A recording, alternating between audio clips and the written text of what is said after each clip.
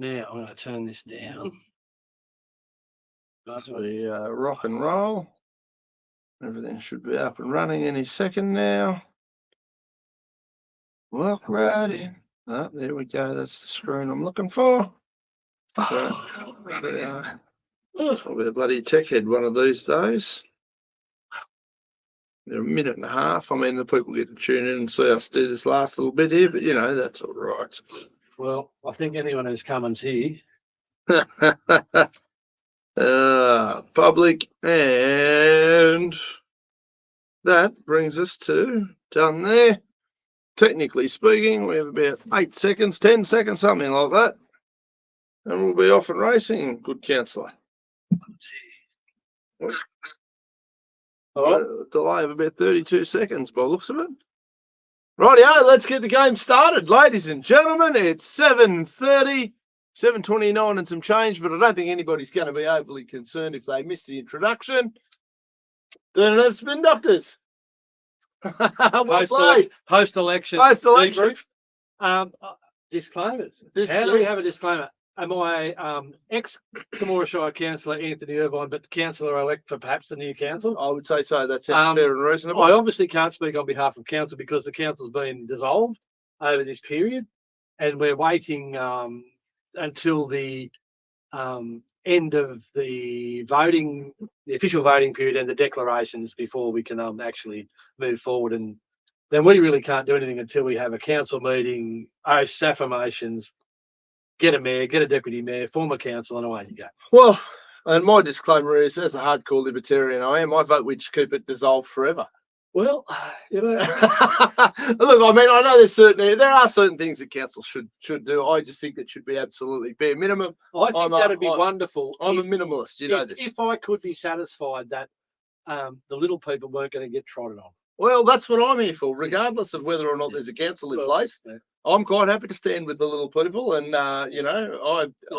as we may or may not have discovered, I'll stand with the little people with or without a council title. Because sometimes these councils get so big and unwieldy, and they forget the little people. I mean, that's government, all tiers of government, and that's one of my biggest. They forget whose shoulders they're standing on until those people move. Yes. Yeah, and then they a bit face down in the mud. Oh, I mean, I guess for where I'm at, and we'll get onto it pretty quickly tonight. We don't want to be here all night. A lot of the fireworks are done and dusted, but congratulations. Our main goal was to get you re-elected. You're there. That's what I wanted to see happen. That was, to me, paramount. And to comment on that, and my brief take on that is, I'm absolutely stoked to be returned with a pretty solid second place. Well, second place at this point in time. And last election, people didn't know what to expect. They didn't know how I was going to perform in the last council. And there's been a lot of stuff going on. And there's been a lot of matters and a lot of opinion either way. But it was very satisfying to go to this election and get such strong support. So now the people know exactly what they're getting. And to get the second most amount of votes I'm really grateful, and I'm so bloody happy because I'm in the middle of sorting out some shit. And no, seriously. Yeah, I know. And it would have been really disappointing to be denied the opportunity to continue the work I've started in the first term of council. Yep. Mind you, if you go for a third term of council, I'll be starting to call you names and accusing you of being some sort of political addict. Yes, no. I reckon I should get it done for you. I won't need 46 years. You won't need 46 years? No. Now, congratulations, because that was my main goal every week here, including, and I said it last week, you said I voted for you. We're up to our 14th episode, and you said it back on the radio show. Yes. So, I wanted you there. Yeah. Now, obviously my result came into somewhere in the vicinity of amusing. Yes, but I, as your disciple, as the spin told us today, as somebody who's never bowed to any man whatsoever, other than possibly my father, if he gave me a whooping when I was a kid. Yes, I'm certainly not Councillor Irvine's disciple. Well, I am a supporter of you in council. We should talk about that. We will. Because Propaganda Pete had very little to say because he's thrown the kitchen sink at me and you. Yeah. And to get the results we got really does prove to Pete that what he did didn't work. Didn't work because it was almost to be expected. Yes. Now, to be fair, anybody who's ever been on any committee with me ever in any circumstance knows full well I am the least I don't function in bureaucracy. I ran because they told me I couldn't. Yes. They basically left you no choice when they started smearing your reputation and plastering your face all over the paper. They poked the bear. They wanted me to not run, yes. So I ran. Yes. I didn't, and I ran, and you won't find one article, interview, any video I did where I said, please vote for me. No. Everything was the opposite. Vote for whoever you want to. I would like to see this man back in council because I think, and again, some people don't like any of this stuff that's going on. And if you don't like me personally, great, get it. If you don't like what's going on, I totally understand it. But here's what I'll keep saying. There's two sides to every story. Make sure you get both because we've all seen what the papers put out. I've had some interactions with people over the last couple of weeks, and I've said the same thing over and over again. No point in asking me about all the paperwork because I'm not going to read all the paperwork. I'm going to skim it and I'm going to go A, B, C, D.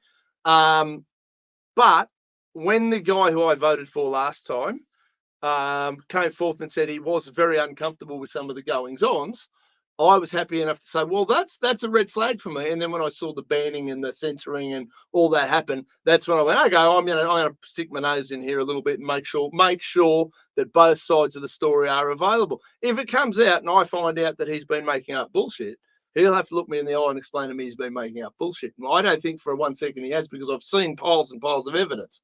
Now, the problem that I have is people go, oh yeah, but it's causing conflict. Well, tough shit, to be fair. Both sides need to be honest and transparent. Everything that needs to come out. People need to acknowledge that, no, it isn't a sheltered little workshop of love, harmony, and everybody gets along, kumbaya and rainbows. There's some shit that needs to be sorted out. I don't hate tomorrow. I've had a number of people tell me that it all needs to be put behind us. We need to move forward. Sure. But I've always found that ignoring a problem, it'll just pop up again and again and again. The only way that you can actually move forward is you have to actually address the problem, resolve the problem, and then you move forward. Absolutely. You can't move forward without doing that because it'll go with you. Well, you can sit there and pretend. It's like if you've got a drinking problem and you resolve to move to another town and have a fresh start. But if you walk back into the pub, though, and you start drinking again, the problem's still there. The problems will go with you. Absolutely. Problems have to be dealt with, and then you can move forward. Yeah. You can't move forward any other way. I agree with you, and there are some people who think that's great, some who don't. Yeah, and that's fine. Everybody's entitled to their opinion. My go from day dot when you started coming on the radio show, and I always offered everybody else on council in that mix the opportunity to come and have the same discussions. Nobody took me up on it. I just think everybody should see both sides of the story, not just what one tiny little $2 rag comes out with. And this is an indication, though. This is an indication, though, of the mentality of the newspaper, and it's pretty poor. But he goes. Camillo's actually written this, and it's a bit disappointing. That's probably why it's a bit more. Is it more measured? I don't know, Camillo. Couldn't pick him out of a police lineup either, to be fair. Mayor Rick Furman has again received the Shire's vote of confidence, securing the vast majority of first preference votes in Saturday's Temora Shire elections. At the time of writing, Councillor Furman had polled 1,624 first preference votes out of the 3,873 votes counted, or 42.87%. So just a little quick mathematical reminder there. Now, a majority would be 50%. Yes. He did get the most votes, as was expected. I don't think anybody in Australia thought Rick wouldn't get the most votes. So Camillo needs. We all thought that. So just a little. I'm certainly not an English teacher's asshole, but there is a difference between getting the majority of the votes, which would put him in the 51% or more category, versus getting the most votes. Now, Camillo goes on to say, Councillor Anthony Irvine currently holds the second highest first preference count. Hey, good job for me. with 336 votes, or 8.87%. A whopping 1,300 votes behind Councillor Furman. Whopping. Yes, a whopping. Whopping. I suppose everybody else who was even further whoppingly behind. But those 336 votes are going to get me a whopping 4 years in council. That's lovely. So I'm looking forward to that whopping 4 years in council. I'd rather you than me. I couldn't sit through that many I'm going to be meetings. doing some whopping. Oh, yeah, look. Now, I thought this was hilarious where the reference was made to yourself where it was Councillor Irvine's disciple, Dean McRae. Now, you can tell this bloke's never met me. But he also must think that I'm a god because I've got disciples. So thanks, Camillo. I suppose it's sort of a compliment It's to you. the first time I've been thought of as a god. So you've got to be the only bloke in Australia that's ever had it in their head that I've taken a knee to anybody. Well, that's exactly right. I mean, it doesn't always serve me, I can tell you, but I just don't have it in me. It's not in my DNA to be anybody's disciple. I'm happy to learn things from some people, learn things from other people, and if need be, throw commies out of helicopters. It won't worry me. If I was going to be a god, I'd want disciples that would do what they're told. And I don't think I'd get that out of you. No, I'm happy to work with people on things I agree with, and I'm happy I'll just have to remain a mere mortal. Yes, because I did oppose Welcome to Country. Yes. We've opposed many things. Now, just inside the front cover, we've got an article here in the Temora Independent, and they're up to their usual high level of reporting. Now, I don't know whether they've pulled out the crystal ball or last year's notepad. Right. Because they've got a report here about some vandalism that occurred on October 14th and October 15th. And there's a picture of it. Now, are they looking into the future or are they just really slow to report it? Because does it have the year in there? No. Yeah, right.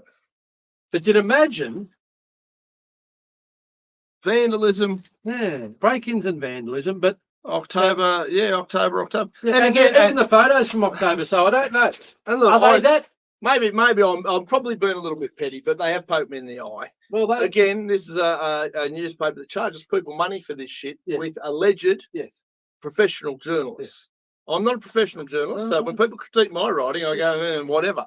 But if you're a professional journalist being paid and you can't get your months and dates right, one, professional journalists make mistakes. That's what they have professional editors for. Seriously, people make mistakes, but if you're going to be that shit at your profession, you're probably in the wrong gig. Yep. Now, look, as far as the election stuff went on, I'm thrilled to bits to say that you're in. Yep. I think there's some fresh faces on there that I think might do potentially there to do some really good work. Rob Matthews, I don't know if you're going to get in or not, bud, but thank you for the support and guidance, mate. All we did was we sort of suggested that, well, I know from my perspective, I gave you a hand with some paperwork, and I was quite happy to be supportive of you running because I would have loved to have seen 30 people run. Well, I would have absolutely loved that because I think that's really important, and I agree. Rob's certainly in the mix still for that last spot. It's getting a bit congested at that last spot, so realistically, at the moment, we've got the 5 incumbent councillors who are in: Berman, Sinclair, Judd, Bushell, and Irvine. Yep. And then we've got Hawken, Jukic, Marn, and the last spot up for grabs is being hotly contested at the moment. So who's going to be mayor? Paul Marn, Rick Furman, Nigel Judd? I don't know. Graham Sinclair, perhaps. I don't know. Maybe it's Graham's turn. It all depends who takes up the last spot in council and then who wants to put their hand up and actually try and canvass the support that it takes, because you need to have 4 backers. Yes. So because we're assuming that if you're nominating to be mayor, you're going to nominate yourself. I'm probably the rare beast that will vote for somebody other than yourself. So you're going to need you're going to need people to sign off on that agreement. Yeah. So you're going to need 4 or 5 councillors to support you. So look, that's all.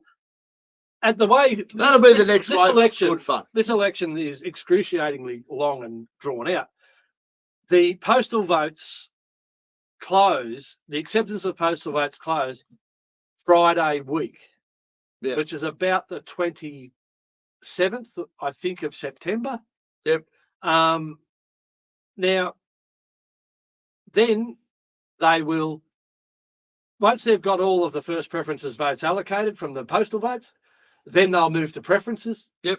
They'll distribute the preferences, and then they'll be able to declare the elections. Yeah. So I think the final day, they'll begin declaring elections on the 2nd of October, and then the final day for declarations will be the 3rd of October. So here we are. We'll have spent all of 3 weeks on this process. Well, it must be time to make the paper for December. Yes. Yes, in the time warp. For December in the time warp. In the DeLorean. So, well, I mean, look, that's an interesting process. Look, I know some people have had a good time through this. I've been one of them. I enjoy this sort of stuff more than I should. That's probably, maybe there's something wrong with me. Look, there's plenty wrong with me. Been a couple of things. I find it fun, right? But even, for example, now, last week there was a letter to the editor in the paper from Peter Cartwright. So we'll call him Carty and we'll call the editor Peter.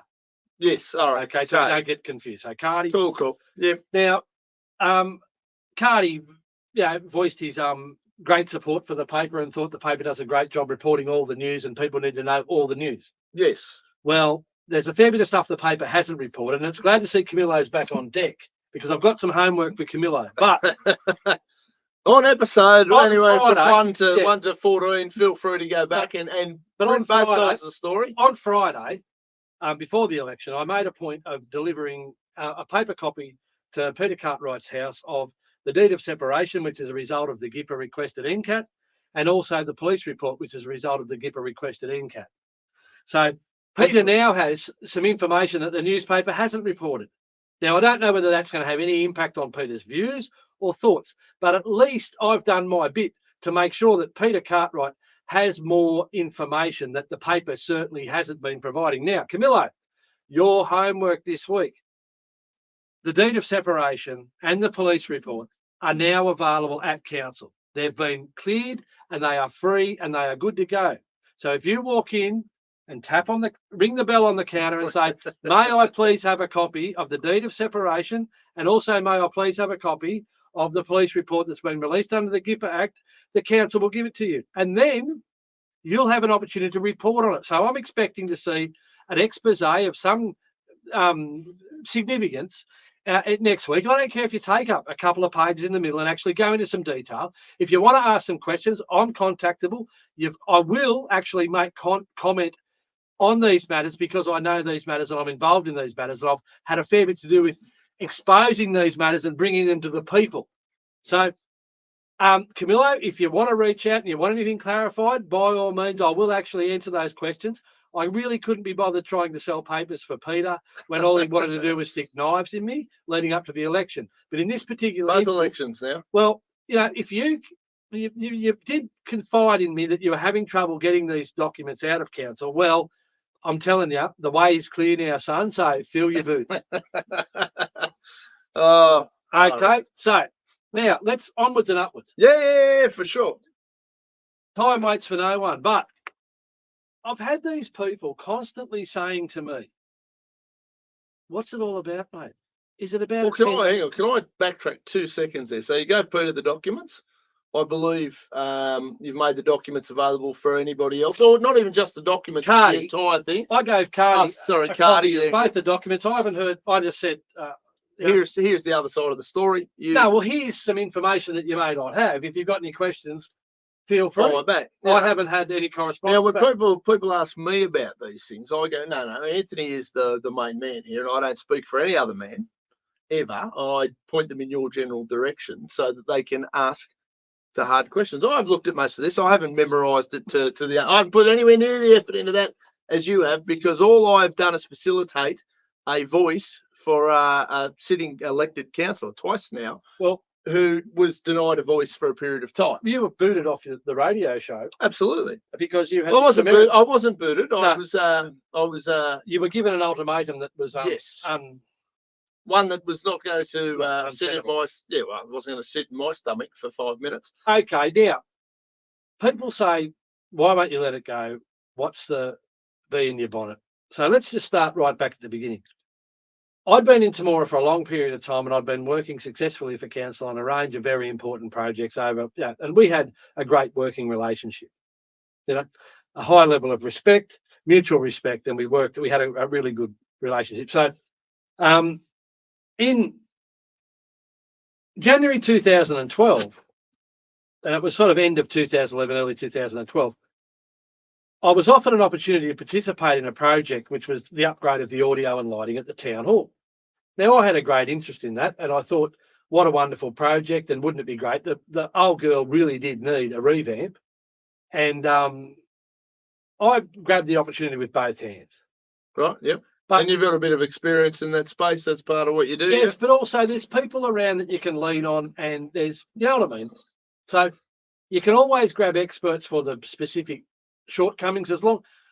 The big thing that was my advantage was I'd been doing multiple productions at the show, at the hall, and I understood the shortcomings of the hall and so, you know, in specifics of the lighting or whatever else, I could have got an expert in for that or an expert in for this, or, you know what I mean? Sure. But anyway, I accepted the offer, and there was an offer, a verbal offer, but basically I've got an email here that was sent from a council officer to the architect who was doing the job at the time. And this was sent on the 18th of January 2012. Now, that's 12 years ago. But basically, the council officer says to the architect, so-and-so, I will give you a call about this. Signwriter extraordinaire Anthony Irvine also dabbles in sound PA gear and is involved in a local consortium that is assisting us with the sound and lighting upgrade of the town hall supper room, initially, in brackets, then followed by the town hall proper when funding becomes available. Now that sounds like a pretty solid offer for. But that's an explanation there in writing, and I was CC'd into this, so it's not like you didn't steal it. No, I was CC'd into that, and that, you know, that's the explanation of the contract, and it was a verbal offer, right? And I accepted it. Fair enough. And you already had a long-term working relationship. Yes. Therefore, verbal offers do. I mean, in my world, if I give you my word I'm going to do something, I do it. Well, I never whelped on anything I said, so I'd undertaken work on a verbal agreement for this individual on multiple occasions, and for some significant sums of money, but I'd always delivered. Yes. So fair enough. Yeah, I had no issues, and in the outset. So here we are in 2012. Okay, it started off very well. So halfway through 2012, in July, on the 5th, I've got a copy of an invoice, and I've got a copy of a remittance from council. Now, it says Town Hall Audio Stage 1, which is, of course, the supper room. Now, if we go back to the initial offer, it was Anthony Irvine is assisting us with the sound and lighting upgrade of the Town Hall supper room initially, then followed by the Town Hall proper when funding becomes available. So here we are with a remittance and an invoice for Stage 1, which is a supper room. And then, of course, we've got ample evidence of performance in the contract of bringing about the second stage, which was the main hall proper. Now, the agreement was that there was no funding available at that point in time, and they were going to seek grant funding. So we had an obligation at that point in time to do all of the work up, all of the spec, all of the design. Yeah, and there was a lot of stuff to be discussed. So we worked gradually on this thing. We had meetings with user groups. There was a lot of time committed. There was multiple meetings on site. I actually went up to NTech, which is a trade show in Sydney, and met with some suppliers and discussed different options, and really did throw myself wholeheartedly into the process and spent a fair bit of time and my own money doing this stuff. And I also called on a lot of other friends in the industry that I hope to rely upon future. And I had the job. Yes. Like the job was secure, therefore you were planning for it. I had the job. Yep. So we get to the start of 2018, and a conversation with a council officer at my premises was, the job's going ahead, you need to start ordering the gear. And I said, that's fine. Please tell me which option you want, because at that point in time, I had provided 3 separate quotes for 3 different levels of facility, which is, sensible, depending on budget. So there's quote number 1, there's quote number 2, and quote number 3. Now, quote number 1, about 160 grand, 159. Yeah, 159, 693, one. Quote number 2, 129, 4, yeah. 130. So 160 or 130 or 140, 47, yeah. 150.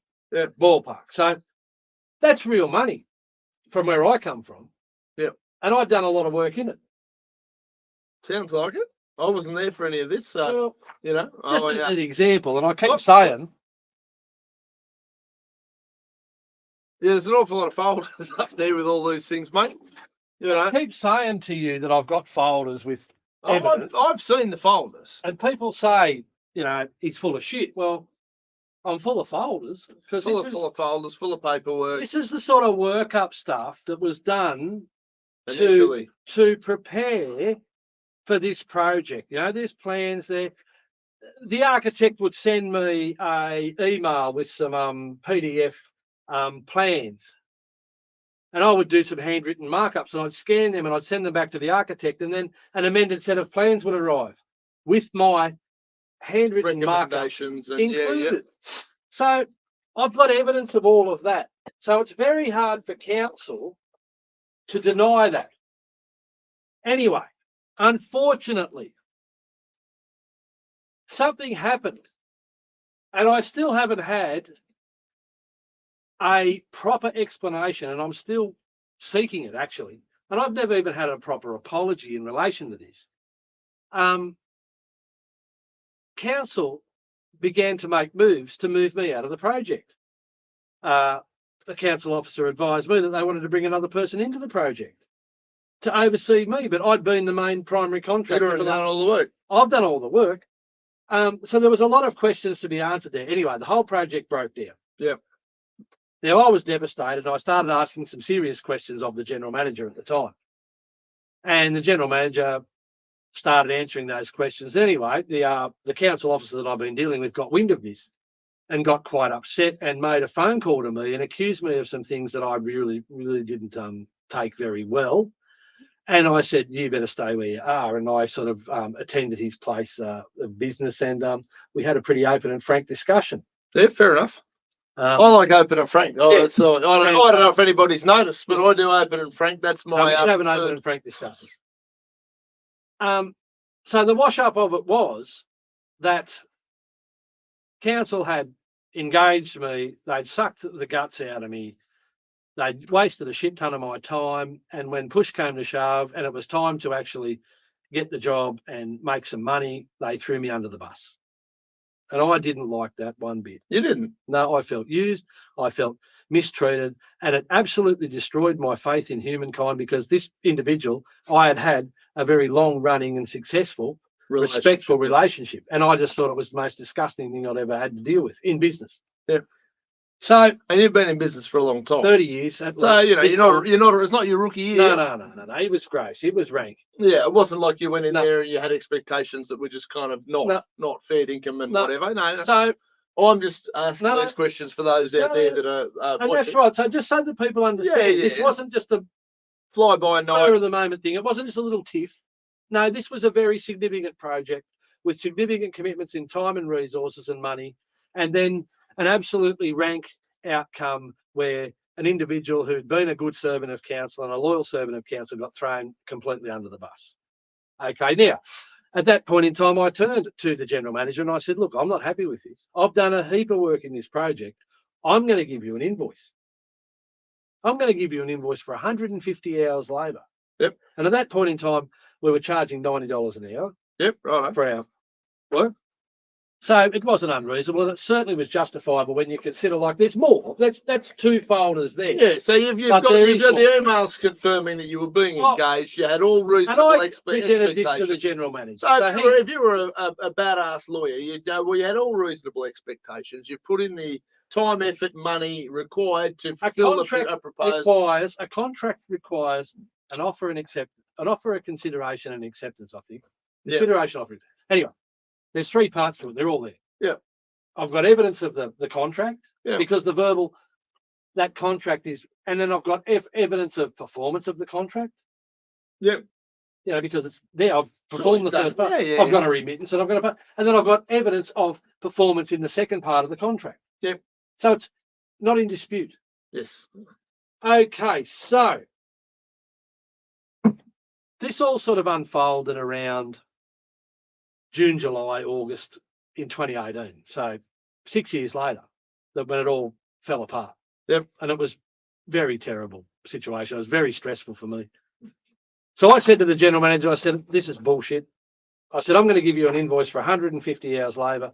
You pay that and I'll walk away. I said, I'm not happy, but I said, I'm not walking out of this project empty-handed after all that effort, time and money. You are not going to treat me like that. Yep. That is disgusting. Right? Anyway, the general manager tells me, he says, oh, I don't think council will pay it. And I said, I don't give a rat's ass, mate. I've been given the project. I've got proof of that. I've performed in the project. I've got proof of that. And I've done the work. I've got proof of that. Yep. So you can think what you want, mate. Yes. But it ain't happening. So you mean you're not going to just be pushed aside by a big mean entity that does what it wants? What do they think? They can just treat you like a piece of dog shit and just wipe you on the... There are plenty of people around the community that have had that experience I'm telling you, years, mate. That's not doing it. It's not. That's what got my back up. Anyway, it went to council and they came back and they offered 1/3 of what I'd claimed. And I said, well, that's an insult. Yep. I said, that is an absolute insult. And I said, and what's council's position in relation to any design rights I might have relative to the project? Yes. And the general manager told me that the officer of council and the architect had discussed the matter, and in their opinion, there were no design rights attributable to me. Right. Okay. And then I said, well, I might go to the paper and start talking about this. And the general manager said to me, if you slander us, we will come at you like a train. And I said, if I'm telling the truth, mate, you can fuck up. So it sort of had degraded at that point. Anyway, I always try every single way to resolve things. You're a far more reasonable man than I have no doubt. I called upon the mayor and the deputy mayor, and we had a meeting, and my wife came with me, and it was a pretty challenging meeting because there was some stuff there that the mayor claimed that they hadn't been shown, and there were some new facts that had come to light. And the skeptical part of my brain says, sure, you didn't know. And then the other part says, maybe you didn't know, but it's your job to know. But if you didn't know, you don't who didn't tell you? That's right. Because and what's the result of someone important in your organisation has been keeping stuff from you? Yes. So either way, it's not a good look. Someone here's being dishonest. Is it you or is it your mate here? Somebody's telling bullshit. Yes. So who's telling bullshit? Either way, it wasn't a good meeting. So, so there were some undertakings from that meeting, and we had a subsequent meeting, but there was no resolution reached. There was no offer of payment.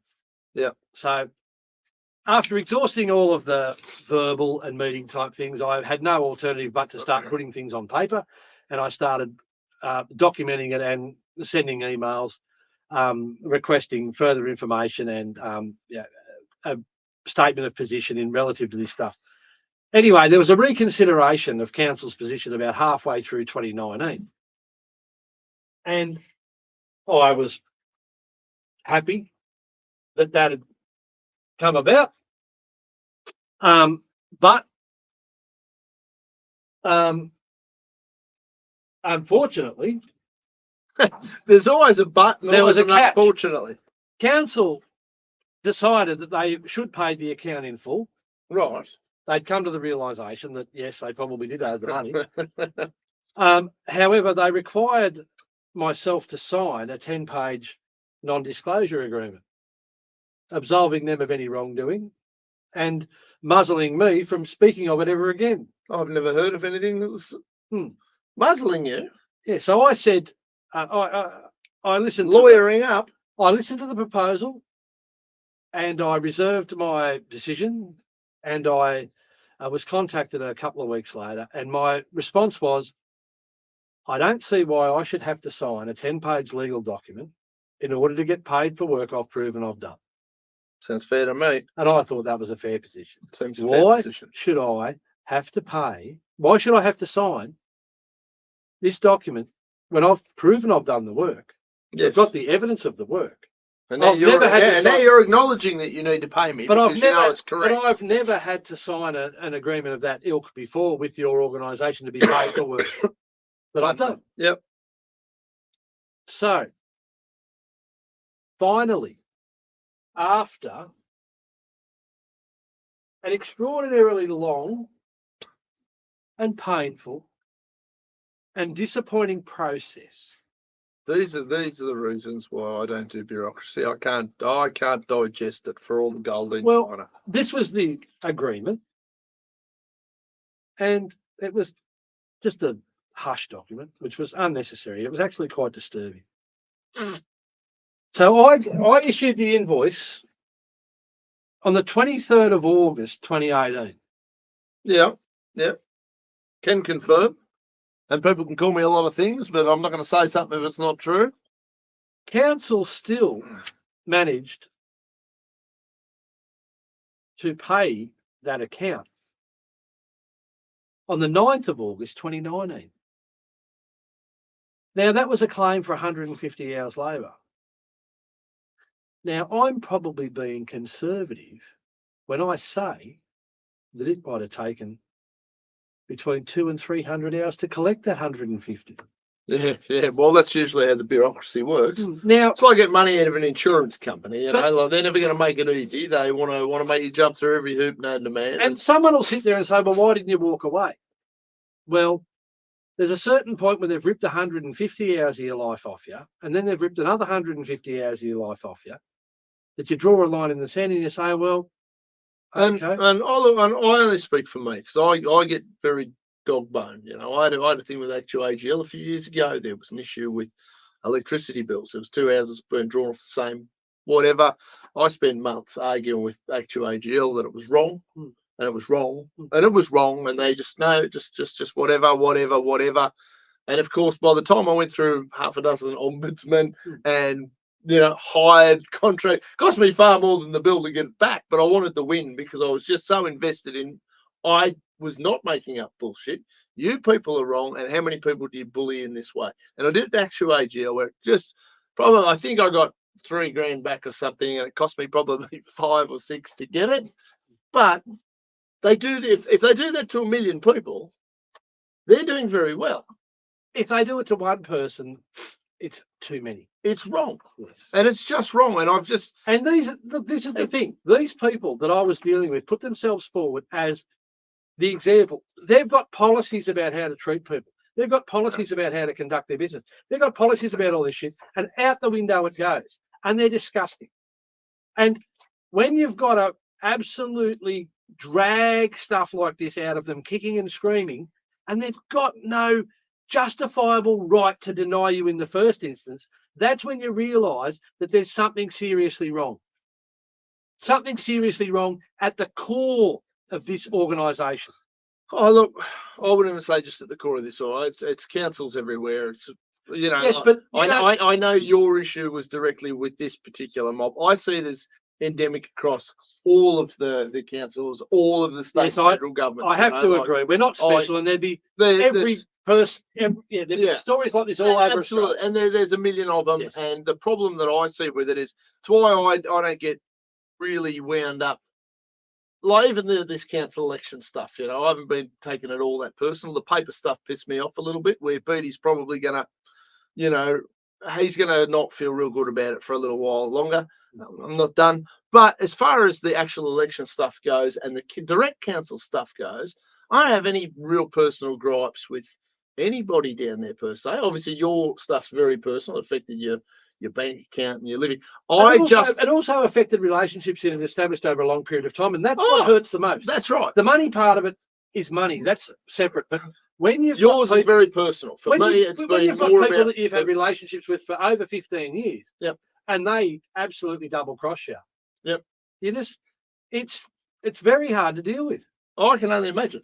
I'm lucky I've been fringe enough for long enough that I don't really notice. But I just see it as a systemic thing that just grows and develops out of all these bureaucracies.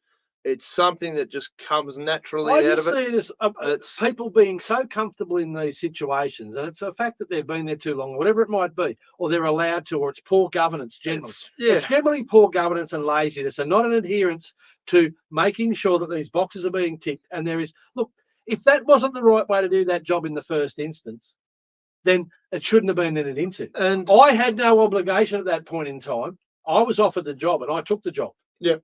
I didn't have to think about whether or not. I had no concept of whether the grant money needed to have 3 tenders or whatever it was. That wasn't in my consideration. Yes, because you'd been offered the job. But that's their problem. But I'm not in that environment, and I don't work in that world. Yes. So, if I get offered a job and it's on that basis, and they didn't have, look, the biggest problem I've always had with this whole idea of this council work and you get the council work and blah, blah, blah.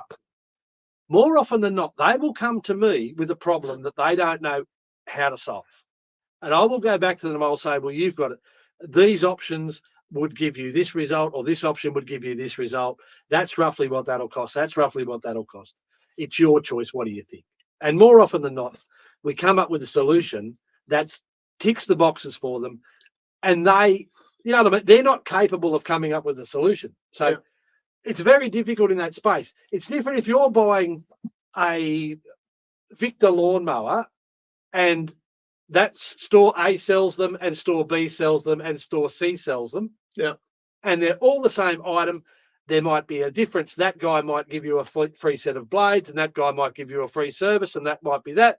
And they're just like a salesperson better, or whatever the case might be. That's your choice. Yeah. But these things are so much different, these arrangements. So, look, like I say, that's the start. That was the catalyst. That's the reason I'm here today, because that basically kicked off, and it was the catalyst of this great chain reaction that has now become something akin to a black hole. And we are going to go through this week in, week out. So the spin doctors are going to continue, obviously. Absolutely. And next week we're going to talk about the Goldenia T-sign and all the circumstances around that, because that was the next issue that basically popped up as a consequence of this issue. And the train wreck will expose itself. And I'm telling you, it's a train wreck in slow motion. But this situation has become such a black hole that people who think they're supporting the organisation or being a good friend or reliable or whatever are getting dragged in to something that they don't quite understand. And then once they're in, it's irresistible, and they basically people get so hyper about it and so intense about it, and so passionate. But there's so many reputations at stake. And there's a million reputations. I'm about the only one who's not going to be affected, because people who hate me, and the people who like me, and anybody in the between doesn't matter. My reputation's not going to be one thing different. I used to enjoy a very good relationship within the town, but since all this has unfolded, some people have believed the slanderous lies that have been spread about me, and they haven't gone to the trouble of getting the actual facts or the truth, and they've believed that, and it's had a detrimental impact. But even for the people who would say, righto, you're devil's advocate, righto, Irvine, you're full of shit, right? So and so said so. Okay, well, hang on a minute. Am I going to just believe so and so's word, or am I going to go, particularly if I've had a relationship with you for a lot of years, am I going to go, Anthony, this is the discussion I just had. Can you give me your side of it before I come gunning for you and make an arsehole? The same thing applies. I can't claim this without having it in my possession. Yes. I can't say that I issued an invoice on that date without having evidence of that. Yes. I've got evidence of that. I can't claim that council put a 10-page legal document in front of me unless I've got a copy of the legal document that they put in front of me. So everything I claim, I have evidence of. If someone else has got evidence to the contrary, please present it, because I haven't seen it. Nobody seems to produce any evidence other than hurt feelings and emotions. And look, and again, I've got no personal issues with any of these people. None of them pay my bills. None of them make any direct difference to my life. A lot of them I couldn't tell you who they were. I'd probably know them by name, wouldn't know them to look at them. And that's probably part because, I don't, I've got a life. I've got my own businesses to run. I've got my own work to do. I've got my own, my own things on. And you're operating in a space that's not affected by those relationships. No, So that's right. And I've operated in that space forever. No, you haven't. Like when you were running restaurants, you had to rely on your customers. So it wasn't Yeah, probably yeah, in but- your best interest if someone walked in to, flick them in the nose and No, give them a slap. absolutely not. I did throw a live Marin on a guy once, but Well, that was he again. probably That was he did deserve it. That's a different story for a different program. And No. we'll do some fun stuff as well. We're not going to be just this, but in that space, I did all that. People go to me, "Oh, where'd you cook?" Well, no, I didn't cook locally really anywhere consistently. I did a few little stints to help people out or make a couple of bucks here and there, but I was never what you would call a committed chef in the area running restaurants. It was just one. I don't think it's an area that's suitable for restaurants. No, but the point is this: if you can exist in the town and you can derive your income from outside the town, then realistically, there's not much damage that people can do to you. No. Here we are with the council where I was, and it's been reported leading up to the last election that they weren't shy about reporting your finances. How come yours are wide open, but other people's who are paid for by the ratepayer? That's the one you got to ask. I actually don't oppose the fact that they put yours out there, other than because it came from ratepayers' money, so it should be public knowledge that they spent. I've got no problem with that either. But it needs to be one for all, one for all. Like you can't just have. And again, I had conversations with people after their little. Can I have the figures, for example, of new earth moving? Can I have the figures of the fuel depot? Can I have the figures of because the council were quite happy to plaster my trading figures for the last. And that's not an insult. If you turn around, I'll use Ramsey. Last time I saw Ramsey, said, "G'day, no problem there. I don't have any issues with Alan Rance whatsoever, electrical, personal, whatever." But I have no doubt there's a certain amount of council work that Rance Electrical gets. I imagine other electrical companies in town get a certain amount of work as well. I'm sure it gets shared around. But that amount of money that comes from the ratepayers arguably should be on the table if that's the case. If yours is exposed publicly, I'd have absolutely no problem. Should be there. I would have, and they should have no problem because they go, "No, we've tendered for the work, we've done the work, the work's exceptional." I'm not. So again, anyone who takes this personally is not getting the message. But again, to reinforce this message, you've been privy to the 2 GIPA requests that have come to council for information regarding my business undertakings with council. And both of those were returned in the affirmative. Yes, I agree. Happy to have that information released. Yeah. And they were both returned to council within 15 minutes. Yeah. Because there's nothing to hide. They didn't have to go to NCAT. I didn't resist. I didn't dig the heels in. And no, there wasn't $500,000 spent on 2 NCAT matters for people who are. I got that story the other day. Oh, well, they spent $500,000 trying to beat her, or Irvine made them spend $500,000. No, that's not what happened. One, he didn't make them do anything. He challenged their authority. They decided to lawyer up. They could well have done what this guy does and sits around at his dinner table upsetting his wife permanently about the fact doing his paperwork. It's not $500,000 spent. I would imagine over the last few years, quite possibly, they've fiddled $500,000 in legal fees. I wouldn't mind having a look at that. Oh. $62,578.49 is the confidential NCAT hearing costs. Yes, we discussed that the other week. So the NCAT hearing costs, for anyone who's heard this ridiculous figure that's being bandied around town of $500,000, it's smack. 62,578.49. 62,578.49. Okay, you got it here. You got the facts here. This is where you come for the facts. All right. You want to listen to the smack? Go elsewhere. Go down the street. You'll get lots of smack down there. This is where facts are. Smack down the street. Gossiping innuendos elsewhere. This is where here's a bit of paper that says the following. Mate, they're the facts. So they're trying just to whip up this whole frenzy of Irvine's cost council all this money. No. NCAT, you pay your own costs. Even if you give the information like I did when GIPA requests have come to council, I've said, yeah, sure. No cost. Zero. So any cost that's been incurred has been at the choice and or the behest of the council officers, the council officials and officers that have signed it. So they've chosen to do that. They could quite easily. Anyone who turns around and says to you that I've cost council that money, it is a complete utter bullshit. Okay? Bullshit. Well, I think that's French for fabrication. No, it's bullshit. Okay? So look, guys, and Anthony's been very forthright in every deal I've had, and my role was always to provide him with a. Well, that's how we came together voice. in a public sense to the community, was when you offered me an opportunity to talk about some council stuff. And look, we talked about all general types of different Oh, we things. talked about all sorts of stuff early on. And then when these matters came up, there were some people who got nervous and they wanted to shut us down.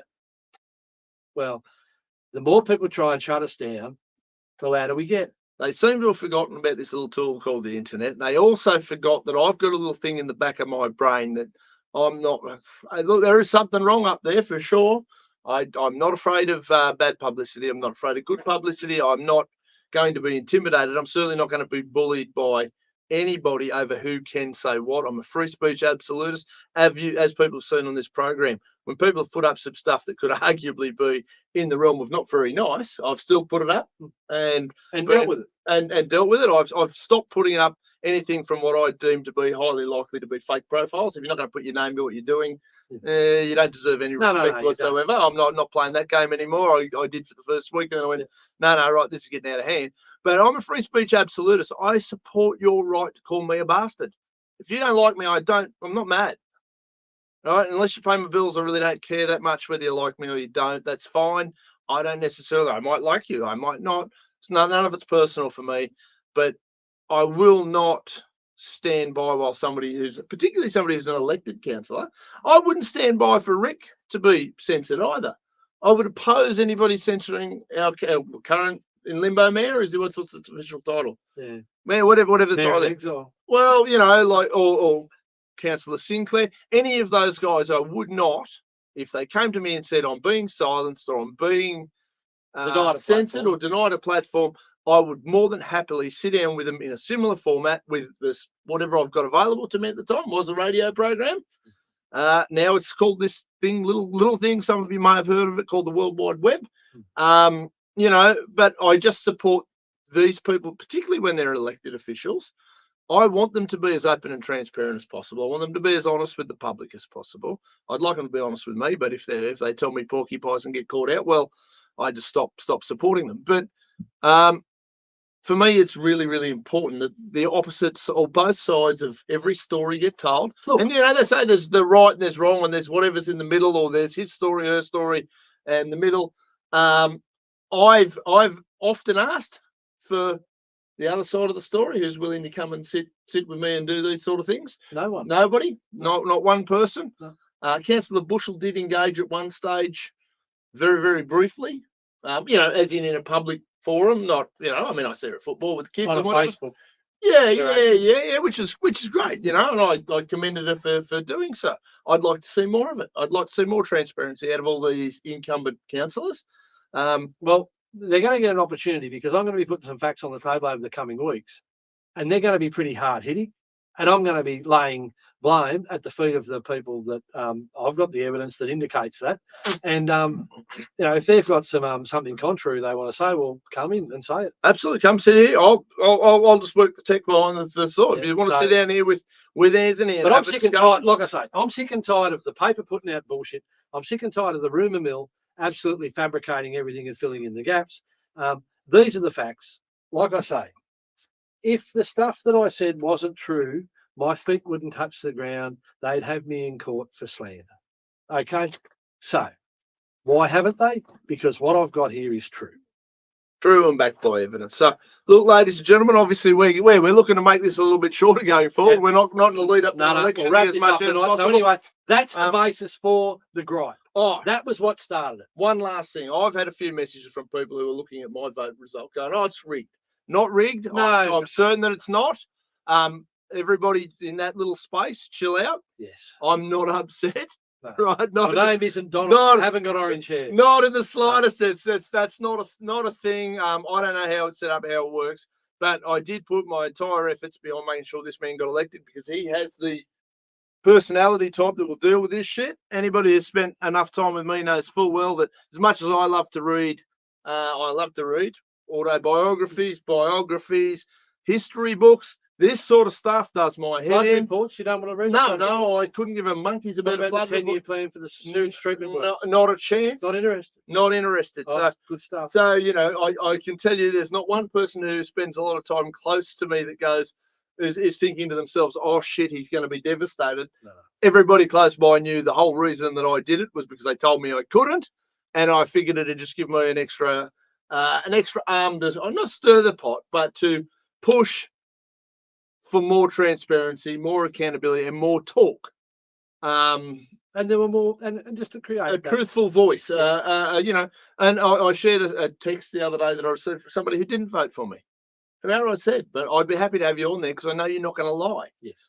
I'm a lot of things, but I just say things. And the one thing I would call out on this program is have an opinion, like your own opinion. I want to see politicians, and this goes for every level of government. The one thing that I hate about the two-party or the party system is the fact that you leave your opinion at the door. Well, why on earth do the people vote you in? They vote you in to have your opinion. That's why I'm so buoyed by this result this time, because I've come second in the election at this point in time, unless there's a radical amount of postal votes that come in and I'm all the postal votes are mine. Yeah, but yes, I'll win the whole thing.